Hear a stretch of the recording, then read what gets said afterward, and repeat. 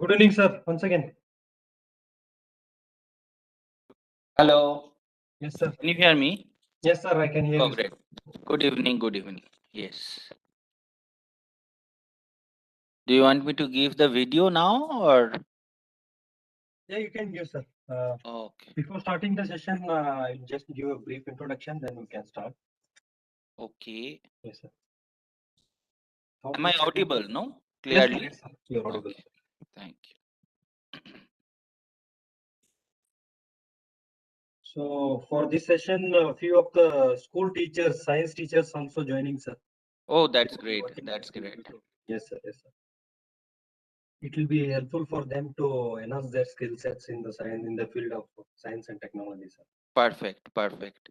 And also, I remember last time you told me mostly the lectures will be towards the 12th standard This is for students. 12th standard, sir. Target group is only for 12th standard. Yes, sir. PUC first Okay. year and second year. Okay. Okay. Will be helpful. So I prepared something so that it is understandable to the 12th standard to BSc. Okay. So, but you should also encourage students to ask questions. Then I Yes. will know how they are taking it. Very true, sir. But unfortunately, students hesitate to ask the questions. Yeah, but no problem. But at the time of introduction itself, you can tell. I will also tell at the beginning, so Yes. that this will be more interactive. Is always better. Sure, sir. Sure, sir. So just a couple of minutes, sir. Let a few more students join, and we can start, sir. It will be posted in our KST YouTube channel also, sir, live. So that those who are not able to attend immediately, they can watch it later also. Sure, absolutely. There will be different timings for the students, different colleges across the state. Yes.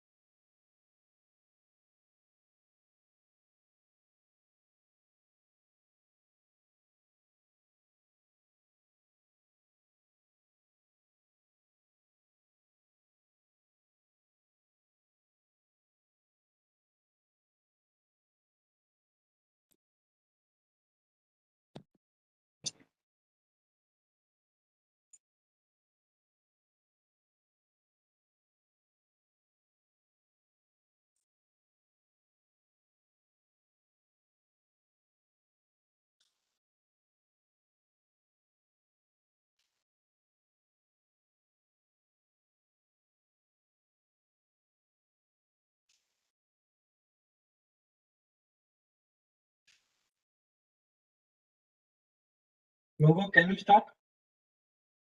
Anthony? Hello. Sir, I am asking my colleague. Yes, sir. Okay. Just send one more reminder to the students and teachers who are interested to join. Yeah, I already sent it once. I'll send it once. Okay, okay. Yeah, thank you. Thank you, Anthony. Okay, sir. We shall start. First and foremost, I would like to welcome all of you. I welcome Dr. Saptarishi Chaudhuri, sir, for accepting our invitation to deliver session for talent search program for the PU students in science. The topic is quantum mechanics and its applications. Thank you, sir, for accepting our invitation. And on behalf of KSTA, on behalf of all the teachers and students and all my colleagues, I welcome you once again, sir. Thank you. Also, I would like to welcome my colleagues who are working with me in this program, directly and indirectly who are helping this program. I welcome all those. Also, I would like to welcome all the teachers and students who are with us today in this WebEx platform as well as YouTube channel. I welcome all and you all. Before beginning the session, I would like to give a brief introduction about Dr. Saptarishi Chaudhuri, sir. Sir is working currently in Raman Research Institute as an associate professor in the field of ultra-cold quantum mixture, quantum statistics, and spin correlation spectroscopy. Sir has worked previously as a research fellow in Center for Quantum Technologies, NUS Singapore, and he is the postdoctoral researcher in European Laboratory for Nonlinear Spectroscopy in Italy. And Sir has worked in the Laboratoire Castler-Brossel in Paris, France, as a postdoctoral researcher. And apart from this, Sir is working as a Tata Institute in visiting researcher in Tata Institute of Fundamental Research, Mumbai, India. And Sir has pursued his education in Tata Institute of Fundamental Research, Mumbai, PhD in physics, and University of Pune. He has finished his Masters in Science Physics, and his Bachelor of Science Physics in Presidency College, University of Calcutta, which is in Kolkata now, India. Sir has received many honors and awards, out of which I would like to mention few here. Sir has received research fellowship in CQT, Center for Quantum Technologies, from National University of Singapore, and European Research Council Fellowship for Postdoctoral Research at LENS, which is known as European Laboratory for Nonlinear Spectroscopy, known as LENS, and Dipartimento di Fisica, University of Florence in Italy, under the project of Ideas Report. Also, Sir has received Central National Villa Research Scientific Fellowship for his postdoctoral research at Laboratoire Castler-Brossel in Paris, France. Also, Sir has received Institute Francilien de Recherche Atomes Florence, which is known as IFRAF Fellowship for postdoctoral research at Brussels once again in the Paris. And Sir has been awarded his best PhD thesis for his best PhD thesis in National Laser Symposium held at University of Baroda, and letter of appreciation from Prime Minister of India then for indigenously producing the first Bose-Einstein condensate in India 2007. Sir has received first prize for the best poster presentation in 7th Asian International Seminar on Atomic and Molecular Physics, and also Sir has received AFR Alumni Association Scholarship for Career Development, and Sahu Basu Mahalanabish Birth Centenary Award for Science Quiz and Science Debate at Calcutta, and National Award by Indian Association of Physics Teachers after securing position in top 1% in National Graduate Physics Examination.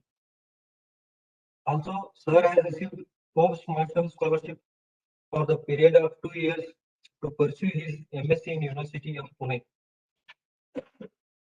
Excuse me.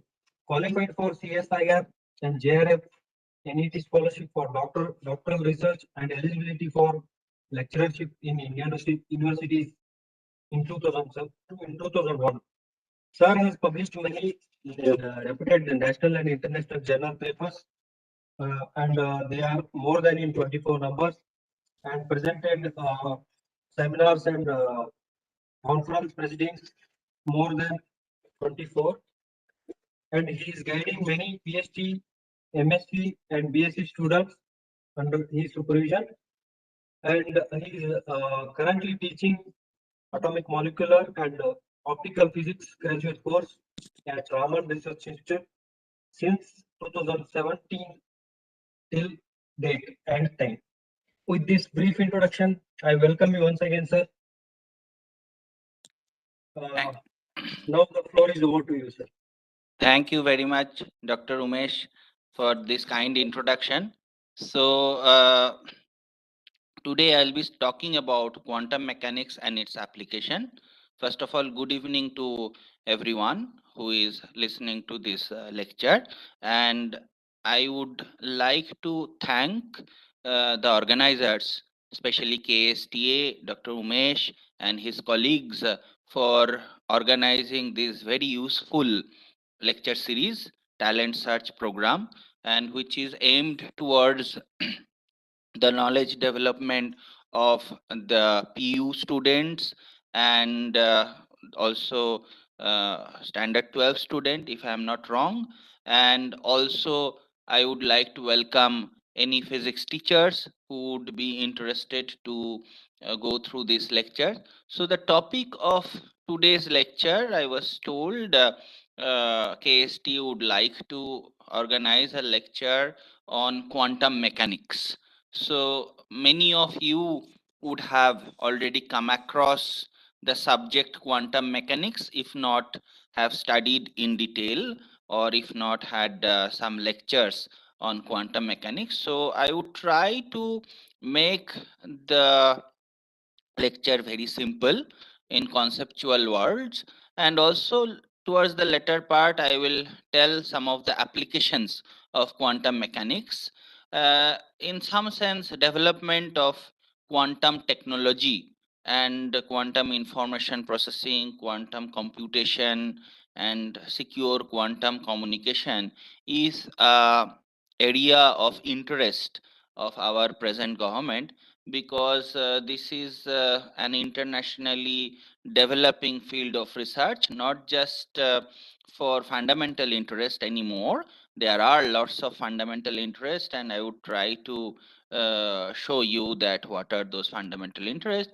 But moreover, there are lots of applications which may help the national security, then computational progresses, etc. in future. So I am part of Raman Research Institute. I have a laboratory in Raman Research Institute. We primarily do experimental research on quantum technologies. The name of the laboratory is Quantum Mixture Laboratory. Of course, any of you who would be interested to visiting the laboratory, you can write to me, and I will share my email address towards the end of the lecture, and then can visit the laboratory to see what we do with atoms, uh, shining the atoms with laser light, cooling and trapping them in the magnetic field, and then studying the properties, or rather the quantum properties of the atoms at extreme cold conditions. All right, so okay, yes. So today I will be covering these topics. First of all, I will try to motivate you to say what is quantum mechanics, what do we mean by quantum mechanics, and then, you know, the quantum effects are not obvious in everyday life. I will tell you why most of the time you do not observe the quantum effects on your day to day activity. And then I would like to uh, emphasize or motivate the young students uh, to say why you should learn quantum mechanics, what are the benefits of learning quantum mechanics. Then I will introduce some basic concepts and mathematics. I would not go into too much detail of the mathematical concepts, and then I will go, as promised, some applications depending on the time left. So first of all, let us start. What is quantum mechanics? Quantum has a meaning in the language English, is the smallest amount of unit of something, especially let me energy.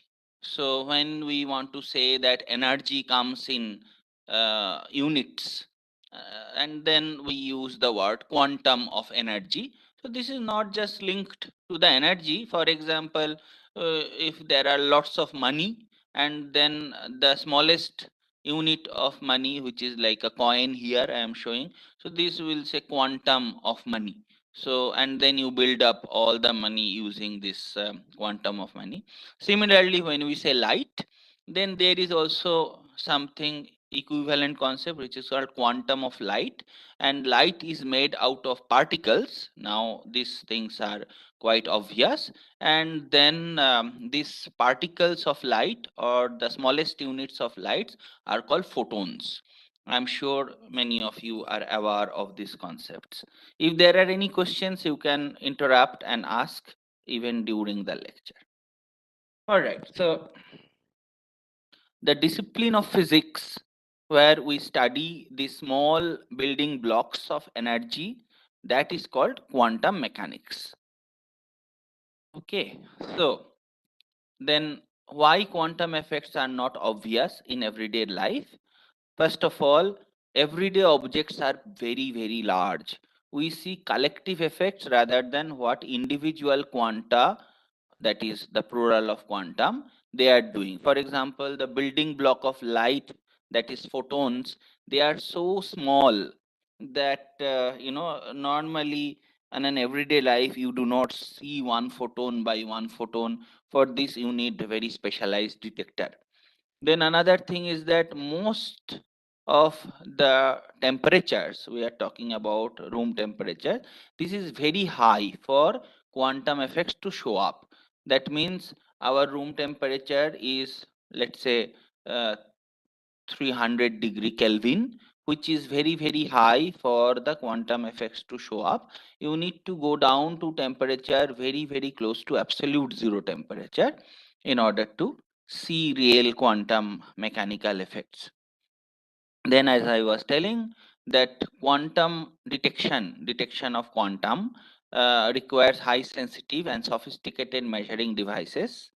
And then also there are some conceptual and mathematical concepts what needs to be mastered first to understand the quantum world. So that is the basic limitation why you are not always seeing the quantum effects in the day to day life.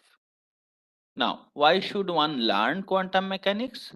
So, first of almost all modern branches of science, that is not just physics, astronomy, chemistry, even medicine and electronics, all of these predominantly relies on the understanding of quantum mechanics. The quantum chemistry, quantum electronics, and of course, very many concepts in physics, these are mostly governed by the ideas of quantum mechanics.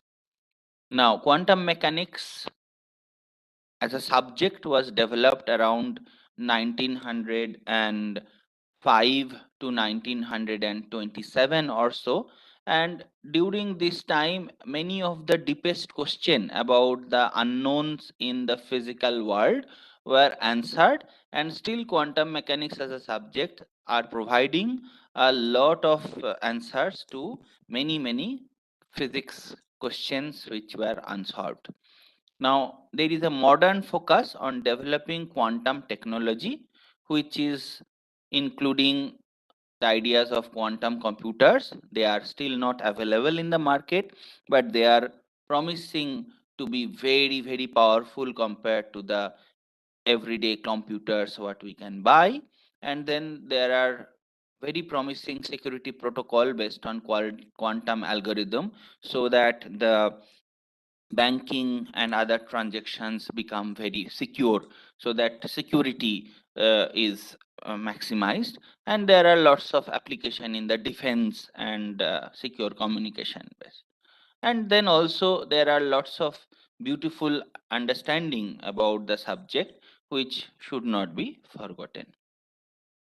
Now, basic concepts and mathematics. For example, I already introduced the concept of photon, the building block of light. I will demonstrate this by via something called photoelectric effect in the next slide. There is a concept of uncertainty. For example, what you can measure, what you cannot measure, what is the error in measurements. And so this quantum uncertainty will be described. Then there is the integral concept of probability and then distribution of the probability. We are no longer talking about particles or balls. We are talking about probability of finding a particle at a given time at a given position, and that is how the quantum mechanics sees the world. Now there is a concept of superposition principle, and then an advanced concept of superposition principle that is included in what is called entanglement. Many of these words you must have come across before.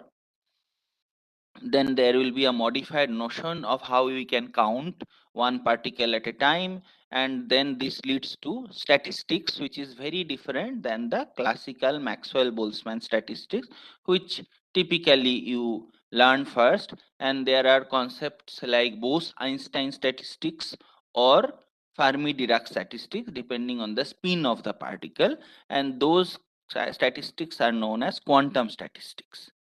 Then mathematical tools which are needed to understand quantum mechanics is always calculus and differential equations. So today's lecture I will not get too much deep into the mathematics. Okay, so photoelectric effect is one of the pioneering experiments, and its explanation given by none other than Albert Einstein actually allowed him to win the Nobel Prize in Physics in 1921. He is known, Albert Einstein is known mostly for his gravitational and relativity related research. But on the other hand, the Nobel Prize was given to him for his services to theoretical physics and especially for his discovery of the law of photoelectric effect. So what is happening here? Light hits a surface and then the electrons gets ejected from the surface or the metal or the material out of this. So see, this was the observable.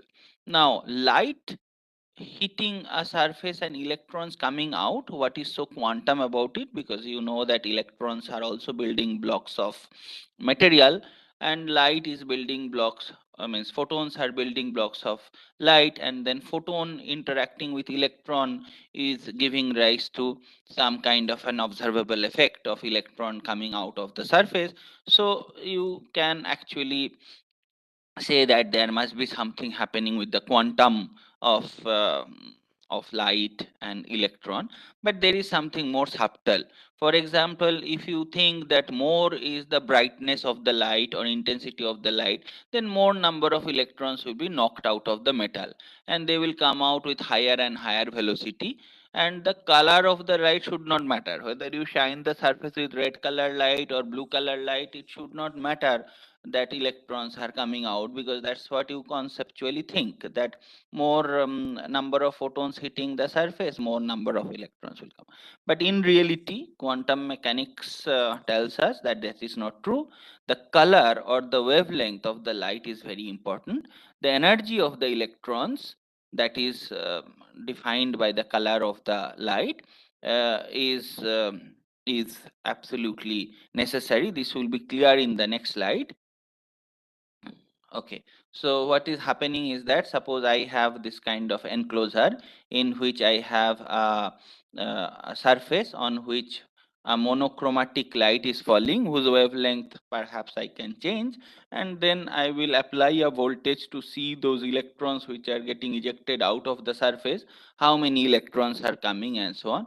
So now there is a voltage which is V0, which is required to stop the electron to reach the collector. If I say that the maximum kinetic energy of the electron is K max, is equal to charge of electrons times the V0. So now if we make a measurement, this is something what you can do in the laboratory, of that V0 while varying the frequency of the light. That means changing the color of the light. There are sources, light sources, whose color you can vary. Then it is found out that the V0 is actually proportional to a critical frequency F0, which is subtracted from the frequency of the light itself and multiplied by a constant which is h by E.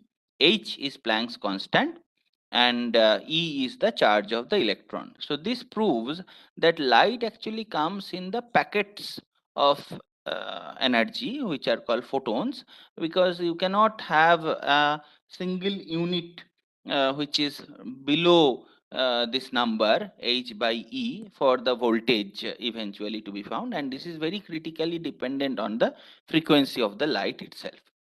So another quantum concept about light is that which was given by Compton scattering. Compton scattering means if the light is falling, so this wiggly line I am using to show the incident light which is falling on that electron which is at rest, then the observation is that the electron moves. If it moves with an angle, the recoil electrons which gets hit by the photon of the light which has a color or the wavelength which is lambda initial, that I call lambda I, and then the scattered photon which is coming in that direction with a small angle theta varied with respect to the initial direction. Now this wavelength if I measure, that is lambda f.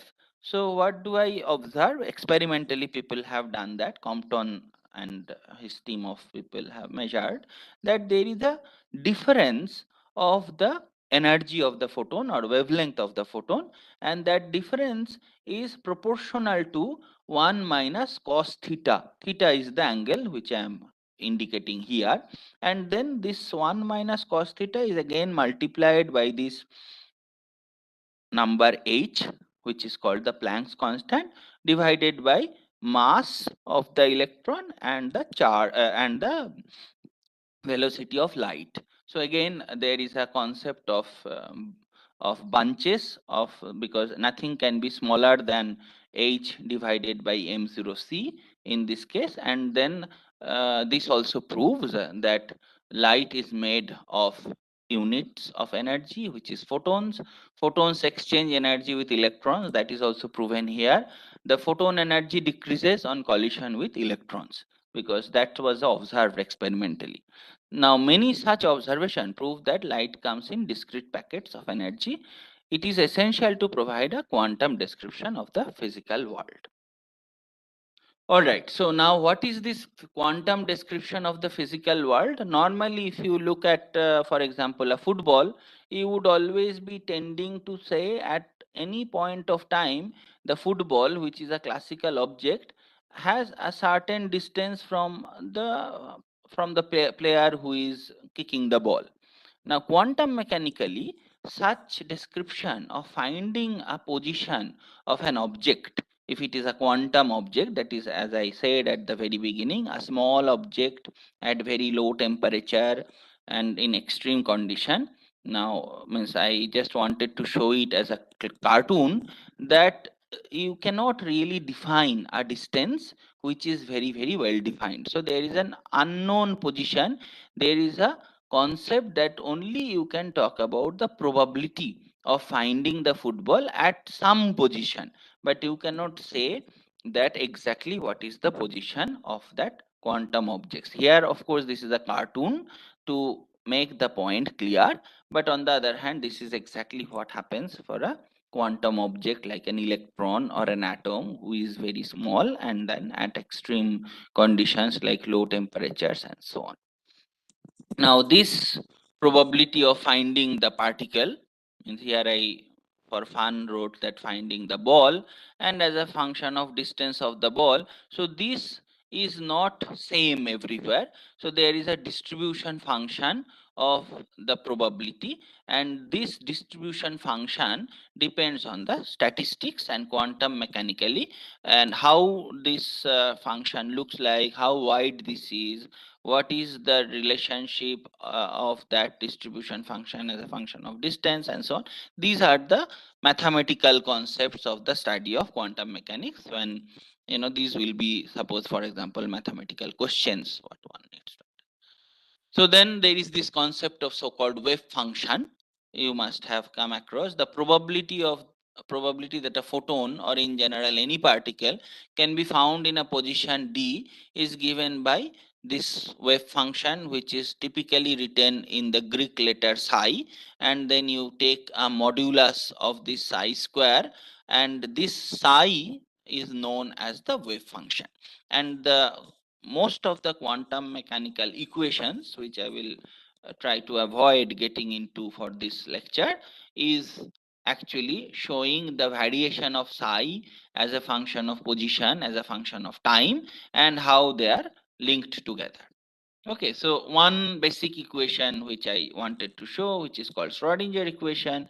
Those of you who have studied calculus will know that nabla or that delta square, or the inverted delta square, that is the special differentiation of the second order of this wave function psi of r, which is now giving that minus h bar square by 2m into that del square psi r, that is the position variation of wave function, plus a potential energy term which is a local potential V of r multiplied by this strange quantity called psi of r is equal to the total energy. So that is another way of writing, classical way of thinking. Kinetic energy, first term is kinetic energy, second term is potential energy, is equal to total energy.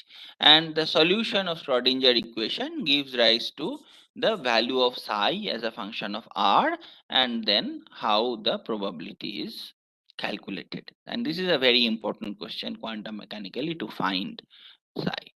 For example, this will be a favorite question in quantum mechanics course at the beginning. If you put a particle in a box, a quantum particle in a box, what are the energy states which are allowed? So now if the length of the box, one dimensional box, if it is L, then if you solve the previous equation, I am not showing how to solve it and so on, this you will learn in your quantum mechanics course, is the energy of each energy state, which are E1, E2, these are discrete energy state, is proportional to n square. And then there is another quantity which is again Planck's constant divided by 2 pi square, that is called the h bar square multiplied by pi square divided by 2 times the mass of the particle times the length of the box. So what do we learn from there? That the energy packets are quantized, or not all energies are allowed in a particular potential, that is in this case a box potential in case of one dimension. All right, so these are some of the basic concepts. Now, using this basic concept, people have developed, first of all, conceptual understanding, and then devices, very useful devices, something called laser. Laser is light amplification by stimulated emission of radiation.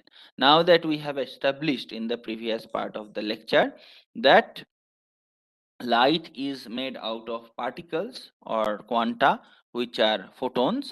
Now these photons, number of photons amplified, that means increase of the number of photons by a process called stimulated emission of radiation, which is again another quantum mechanical concept, which again comes from thanks to Albert Einstein, that actually gives rise to what is called laser. And nowadays every one of you have seen lasers, their applications in supermarkets. For example, barcode scanners are made out of lasers, and then there are many other applications in fundamental science and so on.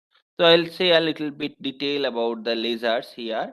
For example, the invention of the laser is one of the most significant development in science and engineering over the past 60 years. So this is light amplification by stimulated emission of radiation, as I mentioned before.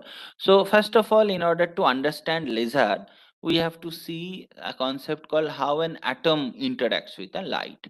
So there are processes called absorption. Then, for example, if an atom have two discrete energy levels, like in the previous examples, I say a quantum particle can only reside in discrete energy levels. Atom also can reside in discrete energy level, and you shine the atom with a photon which has an energy which is again h nu. So the difference of these two energy levels, E2 and E1, if they are equal to the energy of the photon, then the atom can absorb a photon. So this is called absorption process. Okay. So then there is an emission process. This is just the reverse process. That means when an atom goes to the excited state, that is in the E2, if the photon falls down to the ground state again, which is E1, then a photon comes out of this atom, and that is called the emission. There can be a spontaneous emission. That means the light comes out all by itself. and then this is the kind of process I was saying. The atom goes down from the excited state to the ground state, and a photon comes out, and then there can be a stimulated emission. The stimulated emission of light is the crucial quantum process necessary for the operation of a laser. So I will say a little bit about this stimulated emission. Stimulated emission is that, so there is this ground state and excited state. Now imagine there are many atoms which are in mostly ground state. If I somehow can pump the population of the atoms, mostly put them to the excited state somehow, then the number of atoms in the excited state is more than number of atoms in the ground state. And then if any one of the atoms actually come out from the excited state to ground state, this will actually also induce another atom to emit a photon. This will induce another atom to emit photon. So eventually, as you can see, if there are many atoms all are in the excited state, then there are many photons which are coming out together from this atomic ensemble. So this process is called the stimulated emission. If the population was inverted, and this is, there are mechanisms nowadays how to make an inverted population of the atomic systems, or sometimes even solid state systems and so on, and then by which many photons high intensity all having the same frequency and same phase, they come out together. So this is the process which gives rise to the stimulated emission and eventually to the laser. So what are the difference between spontaneous emission and stimulated emission? The excited state atom normally emit light spontaneously, so this is spontaneous emission. Atoms in the state of population inversion produce stimulated emission when stimulated by an incident photon. Photons are uncorrelated in case of spontaneous emission, and in case of stimulated emission, photons are correlated and identical. That's why the intensity of the laser is very high. Incoherent light comes out because of spontaneous emission, and coherent light comes out because of the stimulated emission. So incoherent light means photons are going all directions, different color, and random phase. On the other hand, coherent radiation, all the photons are directional, collimated, in phase, same frequency, and that's what is happening. For example, spontaneous emission is more responsible for the ordinary light, everyday light bulb. The stimulated emission is the reason for the well collimated single frequency light which comes out of a laser. And lasers have many applications. So now there is this laser, that means all the atoms coherently emitting photon, and then there is a concept that laser medium which is population inverted, which contains atoms with population inverted. This is known as active medium. So not everything can become laser. Then the photons obtained through stimulated emission is exactly identical to the incident photon causing the stimulated emission. The photons must have appropriate wavelength, polarization, and orientation to cause the stimulated emission, which is also the amplification.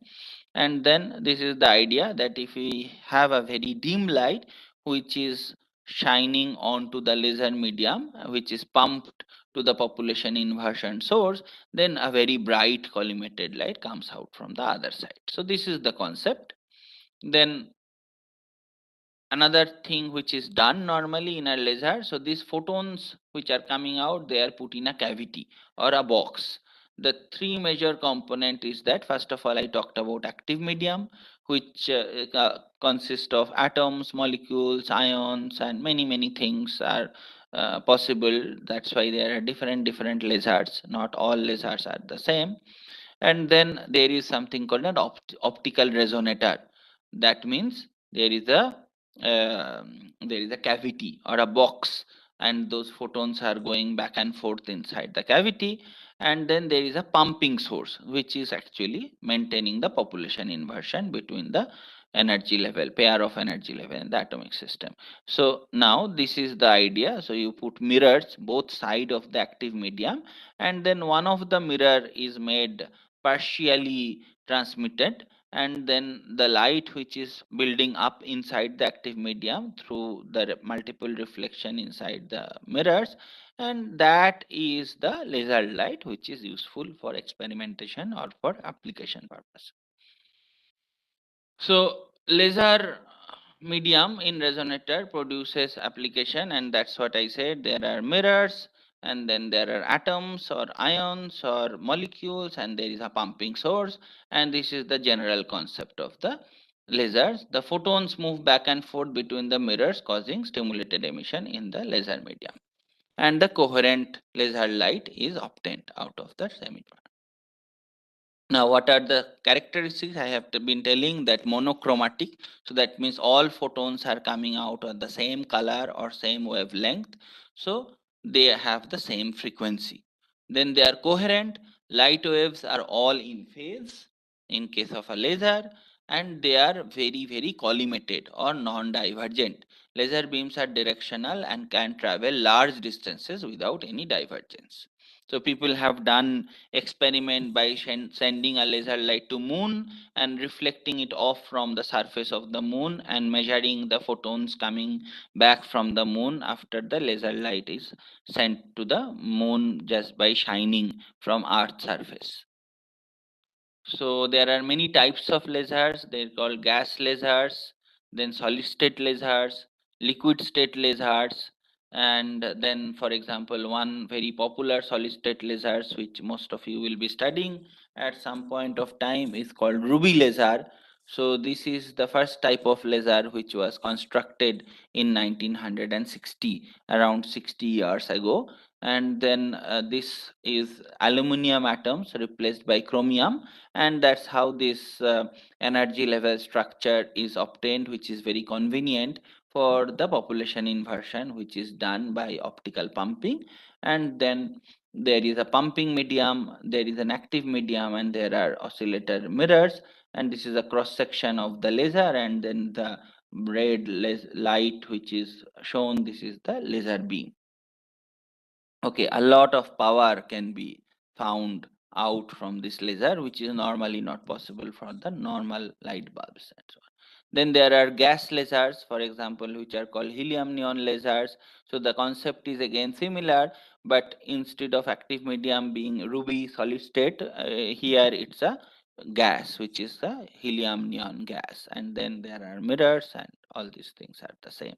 So I have shown the energy level diagram for the helium neon laser, but this is a detail which need not be studied at this moment, and you can see a real picture of the helium neon laser where the light is coming out collimated from the laser source, and you can see the light coming out of the laser here. This is the laser, and the output of the light can be really nicely seen. Okay, so there are also semiconductor lasers where there are P and N junction in the gallium arsenide, and then in the PN junction we can create a lasing, and these are the most popular laser nowadays. Most of the laser what are useful are these pretty cheap semiconductor lasers which even you can buy as laser pointers, and they have made the lasers very popular. So these are also continuously tunable over a wide range of wavelength, and resonant cavity is formed by just simply cleaving the junction ends of the semiconductor. So that's why it is very cheap. And so this is the kind of lasers which we use in the laboratory for doing most of our experiments modern day. So the applications are there. Many of you know that lasers are used for optical surgery, then general surgery, then in the entertainment industry, CD players, DVD players, video game systems, all these things are based on the laser.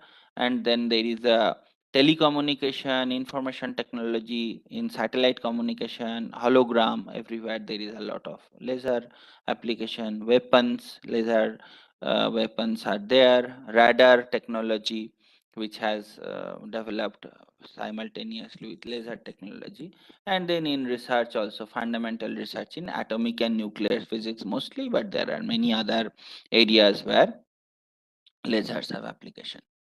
So for example, I will show some of the applications of the lasers. One is to do precision spectroscopy to know properties of atoms by spectroscopic technique.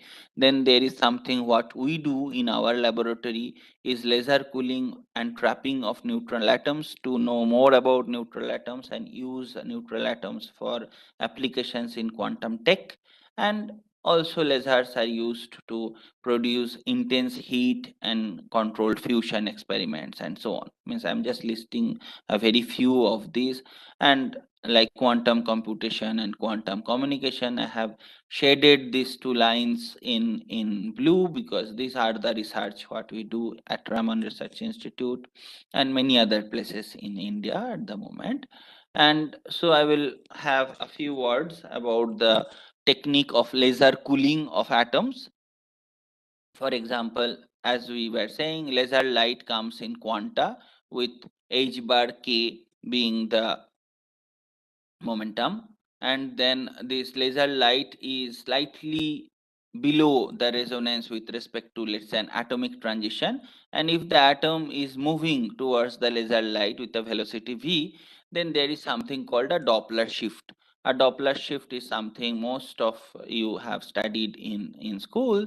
The frequency of the light, or if it was sound, it seems shifted because of the velocity of the observer. So in this case, atom being the observer, its own transition frequency is shifted, and which the shift is proportional to the velocity. Now, if the atom has a distance between ground state and excited state, and the excited state typically is few nanosecond or 10 nanosecond kind of lifetime, and then there will be many uh, transitions from the excited state to the ground state. So if the atom absorbs a photon from the laser light, which is shown from coming from the left, then it also gets a momentum kick. That momentum kick and the change in velocity is actually the velocity. Okay, so there was a question, if I am not wrong, and let me go through this. Please don't mention. Okay, what is this Doppler shift? Okay, so Doppler shift, I will answer your question.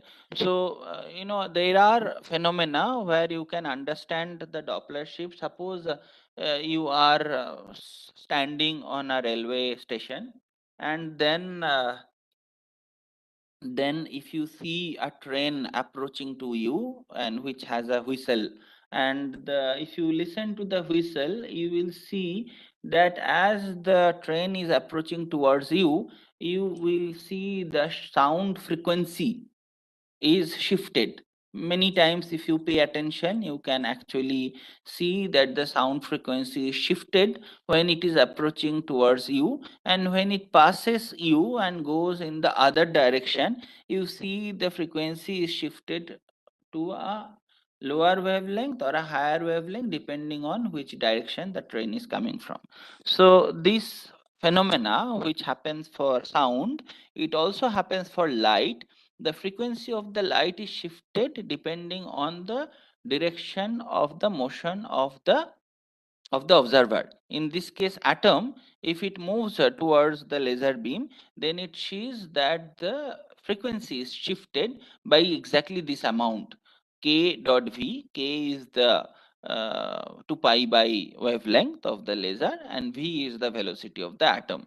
And this phenomena is known as Doppler, after the discoverer of this effect, whose name was Doppler. So this Doppler shift is something which is used in the modern day technology to actually transfer a momentum kick to the atom in the opposite direction to the motion of that.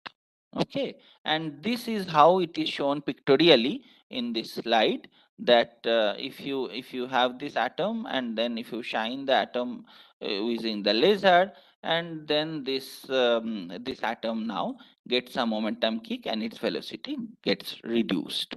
And then after it goes to the excited state, of course, as I explained before, the atom will emit the photon, and that emitted photon will be in all direction. So the momentum kick averages out to zero, because when the photon comes out from all direction, that momentum kick is 0. So at the end there is a unit direction, the direction which is the direction of the laser light onto the atom.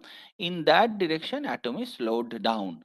So this is the basic concept of laser cooling of atom, because when something is slow you call that also cold, because this connection you get from the statistical mechanics. The slow are the thing, and the velocity distribution being narrow is also known as cold, because these concepts are linked.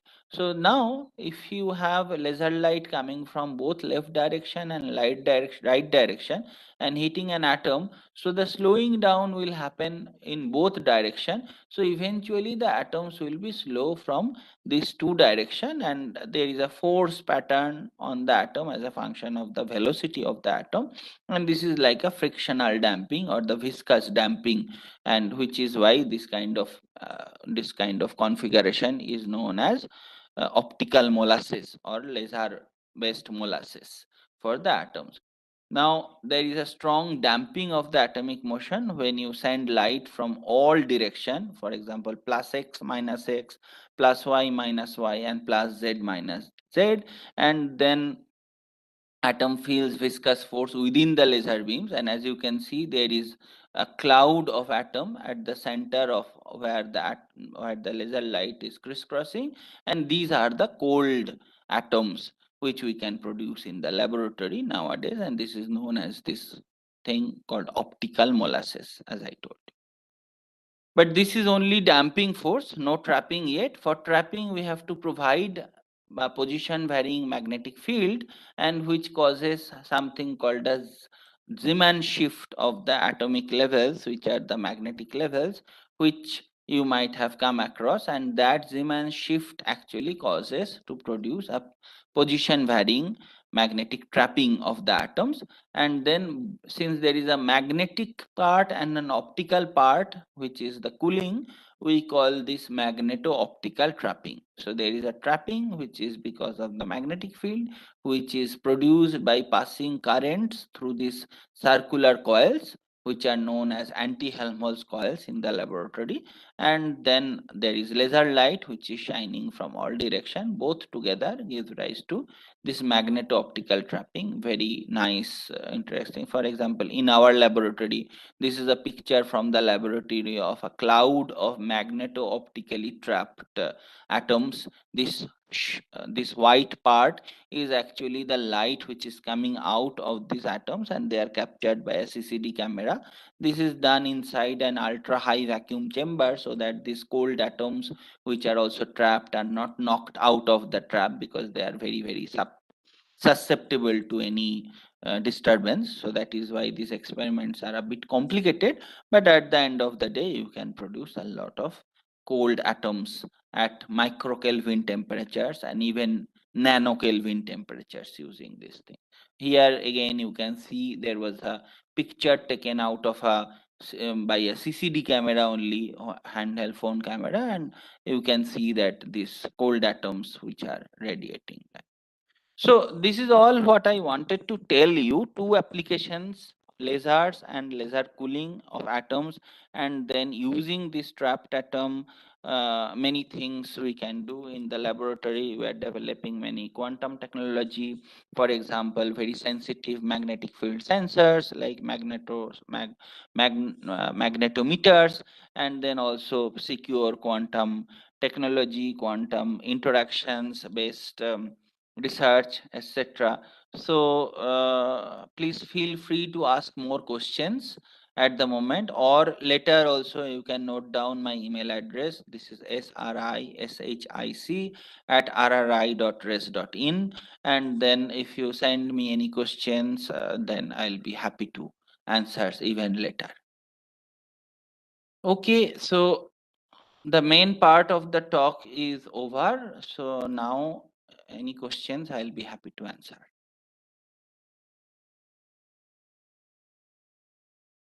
Please send the two descriptive type question in today's topic, sir. Okay, so I can say, maybe you can note down that that what is the what is the working principle of lasers. This will be an application oriented question, descriptive. So one can write working principle of lasers. And then also another question is that how quantum mechanics can have applications in modern day technology development. So I have covered this part. I have highlighted a few points where quantum mechanics can be used to develop newer quantum technology. So this can be also written by students as a description. And then another question, what I mentioned at the beginning, how lasers work, what is the working principle of the laser. If they can also draw some basic pictures based on the concept I shared, that will be also good. So is that fine? Yes, sir. Thank you, sir. The questions, if you can mail us or send us in WhatsApp, that will be helpful, sir. Okay. Anyway, it will be recorded. And there is one question in the chat box, sir. Oh, one more question. Sir, yes, sir. Okay. Thanks. So this I answered during the lecture. What is this Doppler shift? So Okay. Doppler Not effect. that one, sir. The one more, I think that has been sent me privately. Why quantum physics is lesser known topic or very specialized area, and if anyone studies that, it is not perfectly clear to them, and it is a major misconception. I see. No, there is nothing misconception about quantum mechanics. Yes, sir. See, usually the quantum mechanics study requires quite a lot of pre-concepts and mathematical ideas. For example, differential equation, calculus, and then there is a reasonable amount of proficiency which is required to learn quantum mechanics as compared to the classical mechanics, which is relatively easier. I will not say easy to understand, or subject like electricity and magnetism, which are also relatively easier to understand compared to quantum mechanics. So that is why typically the quantum mechanics subject is taught at a higher grade. For example, in the high school, usually the quantum mechanics is not taught. It's not a lesser known subject. So this is specialized. This part I understand, because there is a lot of prerequisite, which is why I feel that quantum mechanics is there. Second thing is that many of the concepts of quantum mechanics, if they are taught in a hand waving manner, means it's good to have popularization, but then there is scope of misunderstanding and miscommunication. So that may be one of the reason that sometimes it is misunderstood. But once a proper course in quantum mechanics is taught, many of this misunderstanding goes away. So this is why it would be my suggestion to the students and the teachers, that there is a certain level of interest which needs to be grown to properly understand many of this concept. So that would be my answer. Yes. Thank you very much, sir. If any other questions, they can post or raise their virtual hand so that I can unmute you and you can directly speak to sir. Yes, I'll There be are no happy to. questions. Yeah, thank you, Tejas or Bharadwaj. I think your question answered. Tejas or Bharadwaj, one of the student has asked this question, sir. Okay. If any other questions from other students or teachers, if there are no questions as of now, we'll wind up this session formally. And you can contact us or sir directly. Sir has given you. Yes, email I ID can also. show the email. Sorry. You can post, and Okay. the best answers will be chosen, and they'll be given cash prize. Okay, fantastic, fantastic. Yes. sir. So the This two is the questions picture. were clear, right? Working Yes, sir. principle of lasers and then the possible applications of quantum mechanics. Yes. So, So now formally, I would like to conclude this today's session. Thank you very much, sir, for a wonderful session on this quantum mechanics and its applications. Though it's a very vast subject, and you have taken it to very easiest way to reach to the PU level and degree level students. And even today, a few of the high school teachers have also joined in YouTube platforms, sir. They have also got some exposure on this subject, and they may get back to us with the few of their questions also, and we'll get back to you on that regarding their queries. If in case they post in WhatsApp or YouTube channel, we'll get back to you, sir. And on behalf of KSTA and on behalf of all the teachers and students who have joined with us, thank you very much, sir, and we are grateful to you. thank you, thank you. And we need your support like this in upcoming future programs and webinars and workshops also, sir. And I would like to thank all my KSTA fraternity, Chairman sir, CEO, and other senior scientific officers, technical and non-technical team, and Mr. Anthony Lobo, Mr. Siddhegoda, and other my staff who are working behind this program. And last but not least, I would like to thank all the students. This is for you, and you need to ask the questions to all the resource experts. Do not hesitate. At least you can write to us later in the mail, or you can send us in the message or WhatsApp, so that you can get clarification about the subject, and you will come to know about the advanced development in the field of science and technology. So it will enhance your skills. Okay. With this, I would like to thank you once again. Thank you, one and all. Thank you, sir. Thank you once again. Thank you very much for inviting me. So now physical programs we have started, sir. We will invite you in future days. Absolutely. You can come to our office, and Sure. we'll collaborate few of the programs, sir. Thank you, sir, once again. Thank you, one and all. Thank you.